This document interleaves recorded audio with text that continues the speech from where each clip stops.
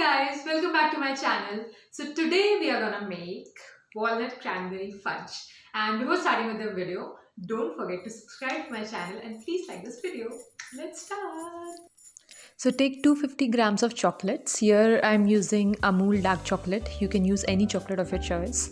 Once you have chopped them roughly, transfer it in a bowl. Now we are gonna melt it.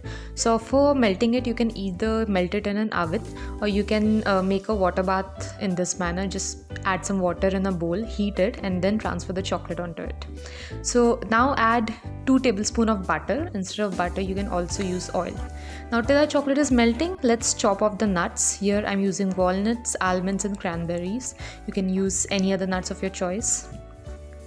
So our chocolate has melted finally. So now let's transfer this bowl and start the process. So we are gonna add 2 tablespoons of milkmaid. I don't want to make it very sweet. So if you want it more sweet, you can just add in more milkmaid. Instead of it, you can also just taste it after adding the milkmaid. Once you have mixed the milkmaid, add in the nuts and mix them well.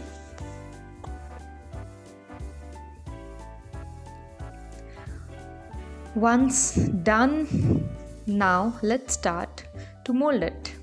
So for that, just take a bowl or a tray and line it with some aluminium foil. You can see how I have done it. And now let's start setting the fudge mixture into it. So just gently transfer it and start pressing it and spreading it evenly.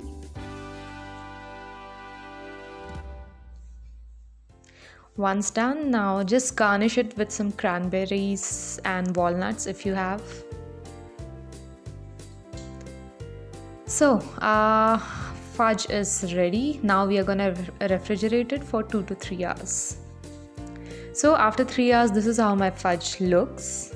And you can see it is very easily demolded from the aluminium foil.